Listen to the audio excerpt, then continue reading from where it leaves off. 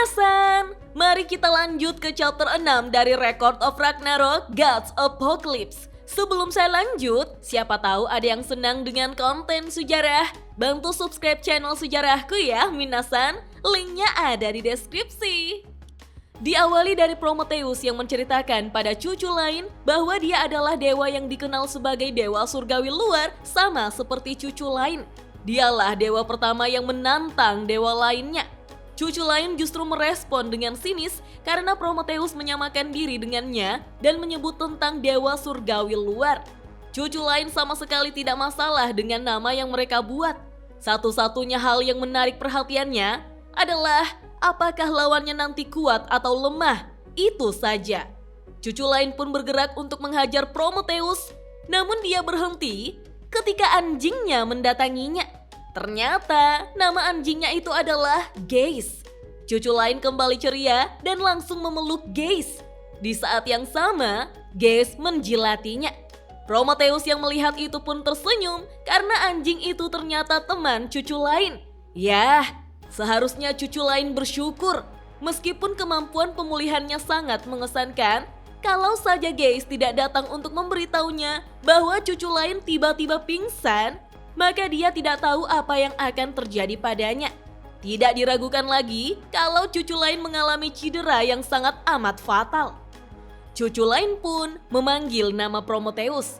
Dia tidak akan bertanya niat Prometheus apa, tapi Prometheus memutuskan untuk menolongnya.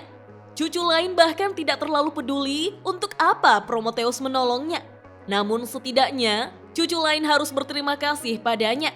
Tapi saat mereka saling berhadapan di arena nanti, dia tidak akan menahan diri.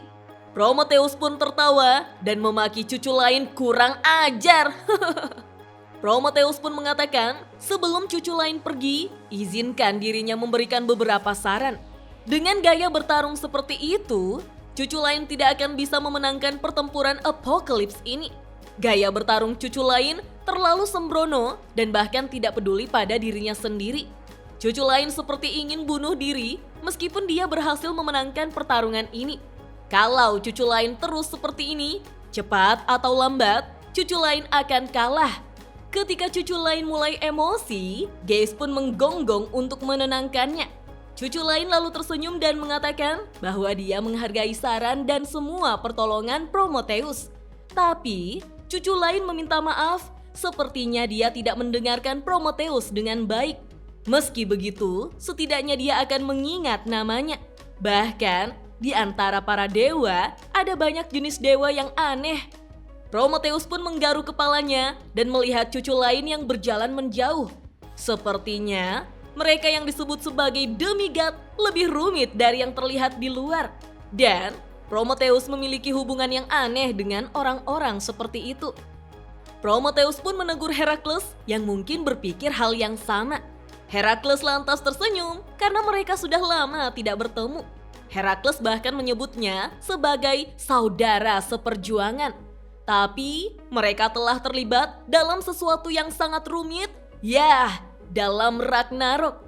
Dari 13 prajurit yang dibutuhkan untuk mewakili para dewa, Prometheus tahu bahwa Herakles akan menjadi salah satu yang terpilih. Tapi pertempuran ini pasti akan sangat sulit bagi Herakles. Kemudian Herakles menjawab bahwa dia tidak akan ragu. Meski lawannya nanti adalah seorang manusia, Herakles tidak akan lengah dan tidak akan memiliki belas kasihan sama sekali. Maaf nih Herakles, mau spoiler aja. Lawan kamu nanti adalah Jack the Ripper dan nasibmu sungguh sangat tragis. Herakles dengan semangat mengatakan bahwa dia akan bertarung dengan seluruh kekuatannya. Sebagai wakil para dewa, dia akan bertarung tanpa merasa malu sedikit pun.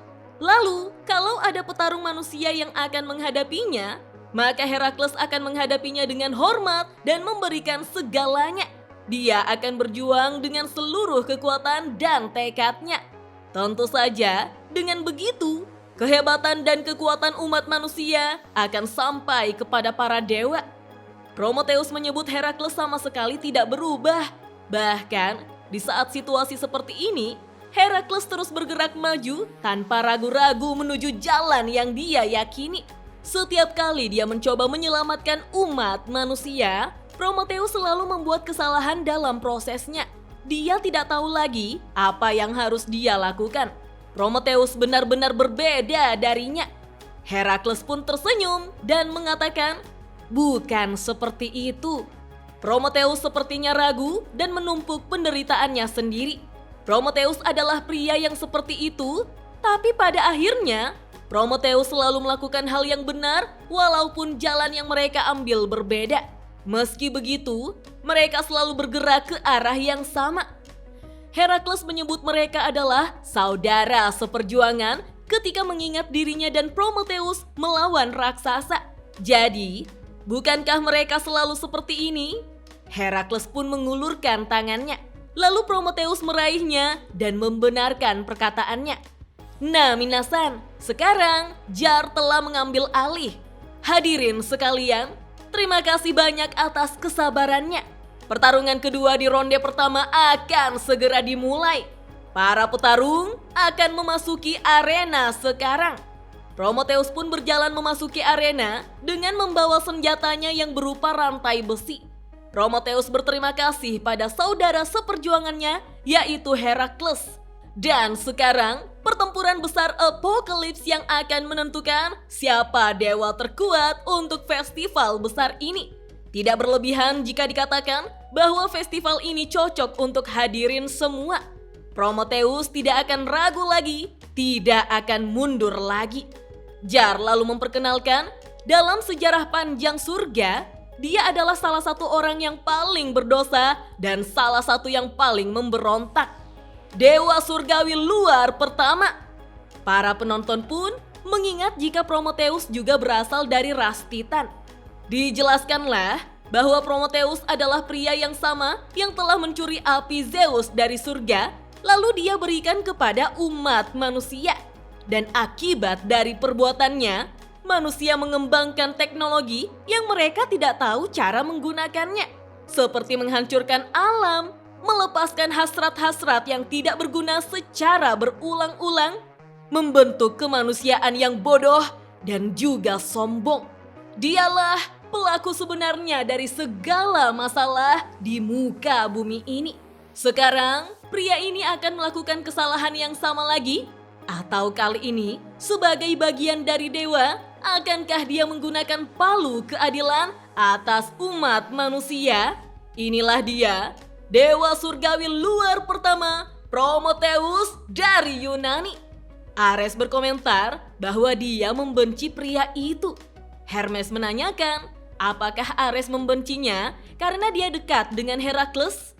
Ares menjawab, bukan begitu, ini bukan karena alasan sepele. Dia adalah dewa api.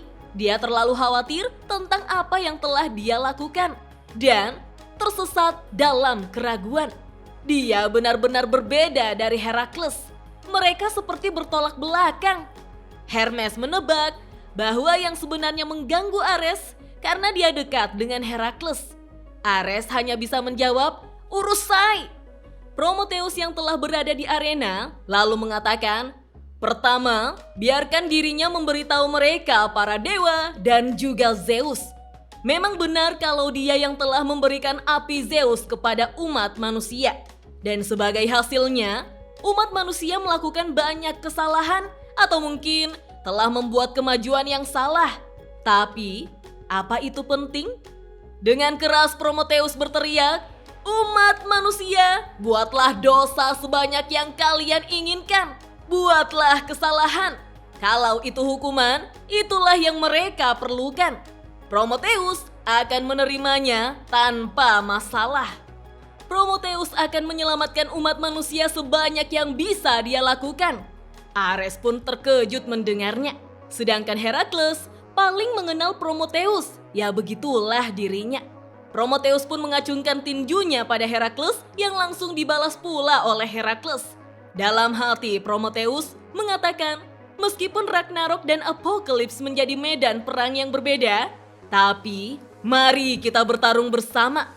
Dengan tangan kita sendiri, Mari kita tunjukkan bahwa kita bisa menyelamatkan umat manusia. Sementara itu, Zeus memandangnya dengan cara yang menyeramkan. Zeus pikir Prometheus sudah agak tenang akhir-akhir ini. Tapi dia sepertinya masih pria yang berbahaya. Hermes menyetujuinya.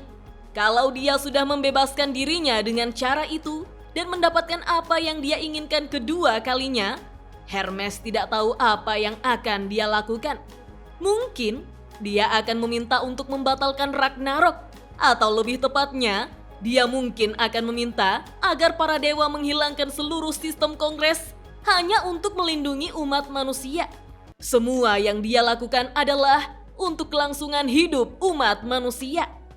Ares sangat terkejut mendengarnya. Itu artinya dia akan merampas hak para dewa untuk memutuskan kelangsungan hidup umat manusia. Apa itu yang dia inginkan? Jadi, apa Zeus akan membiarkannya begitu saja? Zeus menjawab dengan serius, "Tidak masalah. Kalau tidak ada faktor berbahaya seperti itu, mereka tidak akan bisa merasakan emosi dan adrenalin. Tapi mungkin tidak akan semudah itu. Lagi pula, lawannya adalah pria itu." Jar pun melanjutkan, "Sekarang salah satu peserta favorit utama untuk memenangkan pertarungan akan tampil di pertarungan kedua. Dewa yang memberontak melawan para dewa." Saat mereka bicara tentang dewa surgawi luar, keberadaannya tidak bisa diabaikan. Kita pun diperlihatkan Patkai dan Wuching yang mengajak kakak pertamanya untuk segera pergi karena mereka sudah memanggil Sun Wukong. Jar pun keheranan dengan Sun Wukong yang masih belum keluar. Membuat Patkai terus mengajak Sun Wukong untuk lebih cepat lagi. Sun Wukong menyebut adiknya itu tidak sabaran. Lebih baik membuat orang-orang itu menunggu saja. Lagi pula, ini untuk menghabiskan waktunya. Sun Wukong tidak punya kewajiban untuk menuruti permainan dewa-dewa itu. Jar pun tampak lega karena akhirnya dia muncul. Pria yang benar-benar bebas di masa lalunya. Bahkan dia pernah menghadapi 10.000 tentara surga. Tidak ada yang bisa merampas kebebasannya. Baik dewa yang tidak terhitung jumlahnya, bahkan yokai yang hebat pun tidak. Kebebasan adalah takdirnya. Dia adalah Raja Iblis yang hebat. Neza tampak semangat menatap Sun Wukong. Lalu Dao de Tianzun berkomentar bahwa pria yang rumit itulah ciri khas Sun Wukong. Kinkaku dan Ginkaku justru memaki Sun Wukong sebagai monyet yang menyebalkan.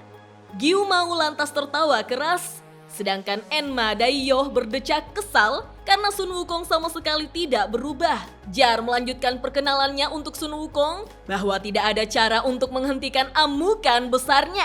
Dia tidak punya tujuan tertentu. Dia bergabung hanya karena dia bosan.